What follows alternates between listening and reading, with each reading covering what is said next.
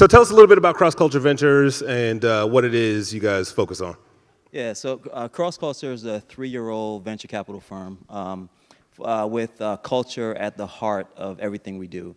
So what that means for us is we study consumer behavior through culture, global culture, and in particular subcultures like Black and Latinx communities in the U.S., which tend to be the drivers of global culture in general. And we do this to try to figure out where consumers are going to spend their capital in the future, and then bet on companies that are building solutions that are poised to ride those trend waves. Was that Lane a deliberate decision? When you design, or like when the company was being birthed, did you say, "Hey, we want to do this"? And if so, why? Yeah, we came around to it. It's kind of a roundabout way. Before I started Cross Culture, I was at Intel Capital, and I helped orchestrate and launch their diversity fund. So I want to see more diversity in tech and venture and all that stuff. But I didn't want to do it in a way where we're labeling entrepreneurs and CEOs as diversity founders, right? Or putting some tag on their back that makes them different than any other founder. So I wanted to dig a little bit deeper and try to understand, well, what makes diversity so important? What is it about diversity that creates hyper growth for companies? What is it about diversity that makes teams more high performing than other teams? And it came down to culture. And so we started to study that more. From culture, you get kind of behavioral norms, and you get habits, and you get all these activities. So culture is a word that gets thrown around a lot.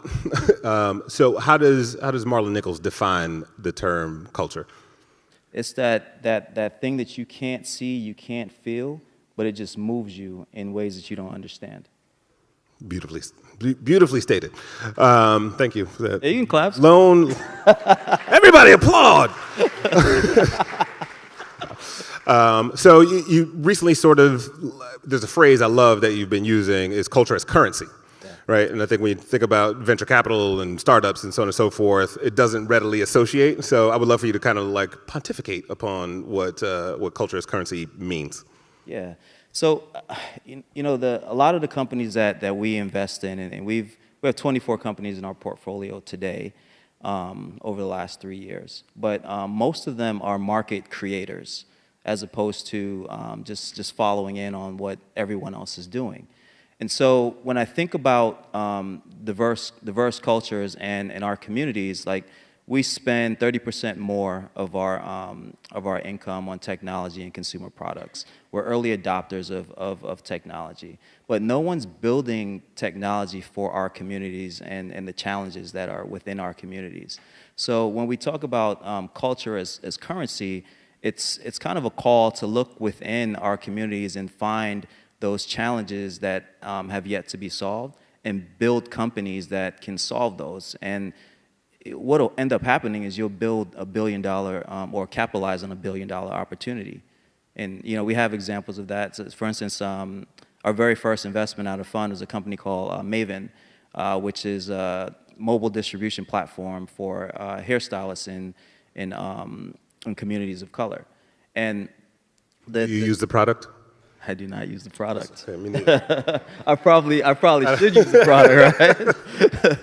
Yeah, they started out with hair extensions and weaves. Oh, right? perfect. Yeah, that's why I probably should use it. But the challenge that they were trying to address is that in most of these hair salons, they're almost break even to just a little bit above break even businesses. So they can't afford to carry inventory risk. Right, because you buy more of a product than you need, you might not be able to pay your bills that month, and you could go out of business. So Maven figured out a way to take on that inventory risk for them, and then also allow the hairstylist to get a piece of the cut when that hair is sold, and they do it in a really convenient way through mobile. And now you have hairstylists that are making maybe $20,000 more per year out of their business, because now they can actually sell the products. It's a $9 billion market, right? That nobody else thought of before he did.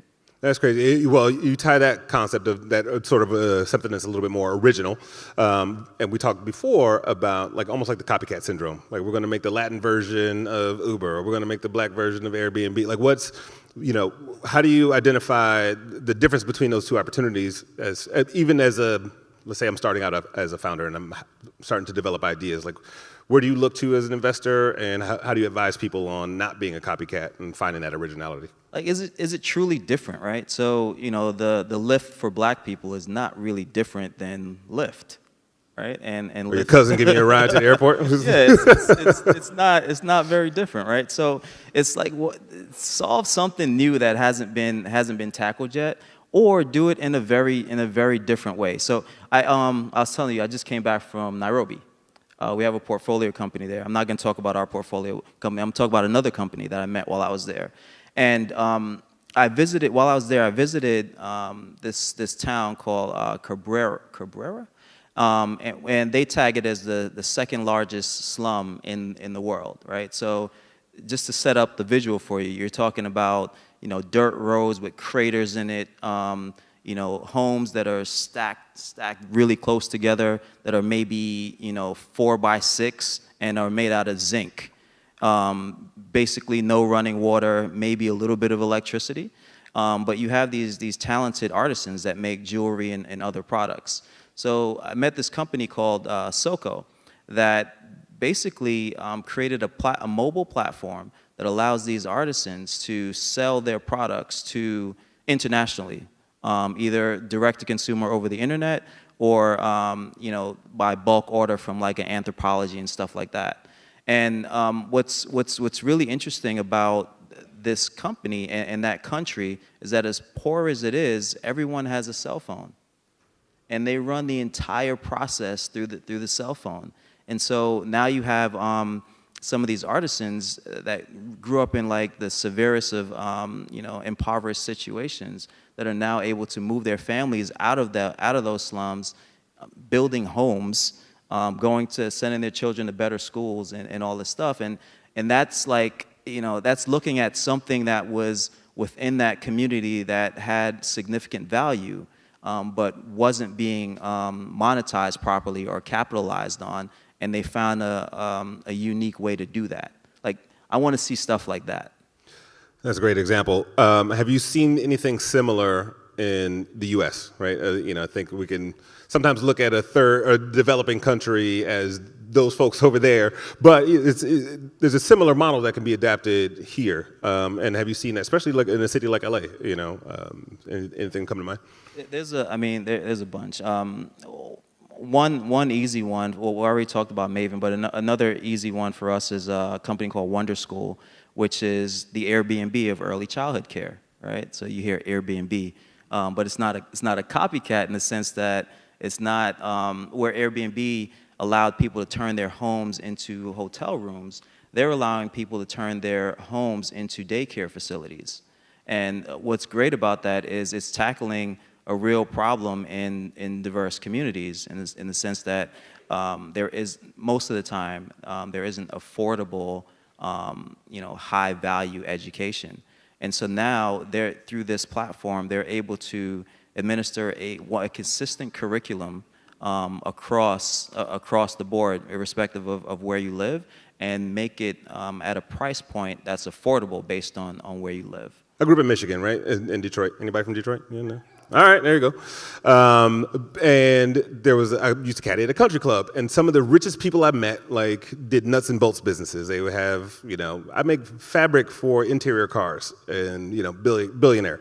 Where I think coastally in LA, we celebrate the sensationalized entertainment, bigger, shiny objects. But that proximity-based, what is the culture that's closest to me? How do you advise people to look at those things that are close versus the shinier objects that everybody else is talking about? I just boil it down to how can you create real value, right?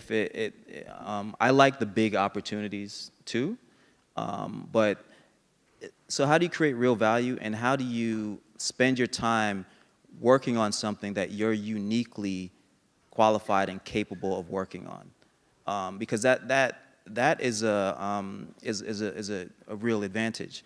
I'll give you an example of a company that did this poorly. Y'all probably heard of the company called Bodega.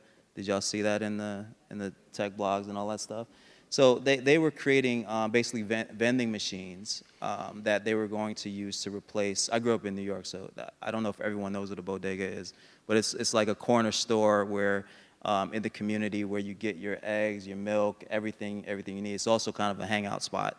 But the thing with how they approached it is they were going to use these vending machines to eradicate or get rid of bodegas, which are a staple in the community. So had they, talked to people from the communities that they're looking to install these things in, they would have learned a lot more about the value and the and why these facilities are needed. And they probably would have taken an approach where we'll make bodegas more efficient, or we'll help them run better. Well, in that case, whatever. How important is an advisor, right? And I think there's some times where it's like there's a little bit of cultural insensitivity in that example. It's like, oh, you don't want to get rid of this spot. This is where, yeah, they're just tone deaf or whatever. But I think through good advice, good counsel, how does the founder seek that out, right? But still, like, be self-checked in that way. There is that, right? Mm-hmm. But I would implore the people in those communities to be the ones to go in and build it. Like, you live it. There's a difference between lived experience and reading about something in a book or talking about something with someone. Like, that's a clear advantage. If you live this thing every day, if you're experiencing this struggle, you are uniquely qualified to bring a solution to solve it. Well, in my book that just came out. No plug there. Crushing the Box, 10 Essential Rules for Breaking Essential Rules, available only on Amazon. The first chapter actually talks about empathy. It's that exact thing, right? Like, going there and being part of whatever community you're trying to affect. Like, the idea may be a good one on the surface, vending machine to replace, but sure. But to go and live in that environment for a minute, how much of that happens in your day-to-day? I mean, you have a portfolio of 26 companies, and when you're trying to make a decision about which ones we're going to support or be a part of, how much of that cultural empathy do you go deliberately seek out? So, when you're investing at the early stage, Book is a #1 seller, by the way. Just so you know. you have some here. Right? Did you bring some? I'm sorry, it's one in my bag. Go. Continue. Yeah. Well, we invest at the seed stage, right? And the thing about investing at the seed stage is that the idea, the company that you're investing in at that point is likely going to change 2, maybe 3 times before it realizes its potential. So what we're really betting on is the opportunity and the people that are driving this opportunity forward. And so we always look for what is that unique thing, that thing that's really unique to you that makes you super qualified to do this thing, right? So I mentioned Maven earlier. Well, Deshaun grew up in a household of women hairstylists. He also lived in China teaching English to the Chinese students for a while and learned the import-export business. There's no one better qualified to do a logistics company, cross-border type stuff between China and the U.S. that's focused on hairstylists. So those are the things that we look for. Yeah, I had a chance to interview Miguel McKelvey, the founder of WeWork, and WeWork is massive. People can argue the business case if you want to or not, but he grew up in a commune. Like, he grew up in a house where it was his mom and her 2 best friends and their kids, and they all just sort of shared resources. And of course, that emulates in what WeWork is. It's a community, not just an office space. So, finding that thing that's in you and that's, a part of your own DNA that can be outwardly developed into a business. Yeah, I'll give you another one. So, a LA-based company, Thrive Market, that's kind of an online grocer focused on, high quality foods that are organic and good for you. Was founded by a gentleman named Gunnar Lovelace, who grew up on a commune in Ojai, single parent household that struggled to put food on the table, struggled to find high quality food. So this was a mission that he was very passionate about and lived through. And you could see that in all the work that they do at Thrive Market. Before we close, let's just talk a little bit about leadership. Obviously you got birthed in a lot of really interesting places, including, Intel Capital.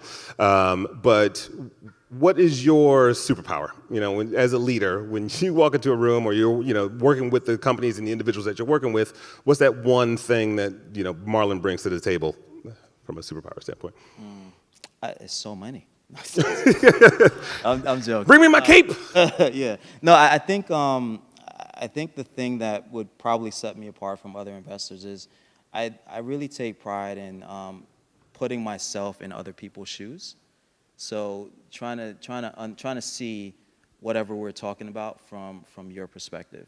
I think empathy is a really, really important characteristic and attribute of a leader. Where do the resources go, right? You identified a lane, and when you were at Intel, you said, hey, I want to do this, and identify these entrepreneurs. But in the grand scheme of things, where does the money flow? And also, how do you overcome that? How do you overcome the giant hurdle like a WeWork in that example?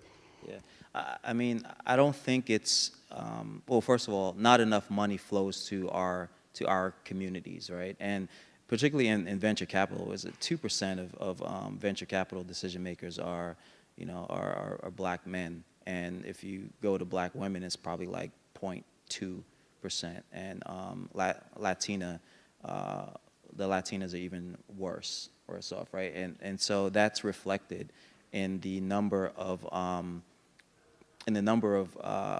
diverse founded companies that are funded. Because it's a natural thing, and good people try to fight through it. But it's a natural thing to want to work with people that look and come from the same communities and act in the same ways that you do. But when one group is holding the bag, that becomes a problem. So I can only speak about like what we did, right? We found we identified a lane that we were, again, uniquely qualified to play in, and we started playing in that lane and outperformed everybody that might even come close to our lane, and it kind of took care of itself. Awesome. Well, thank you, Marlon. Yeah. Give it up for Marlon Nichols, Cross Culture Ventures.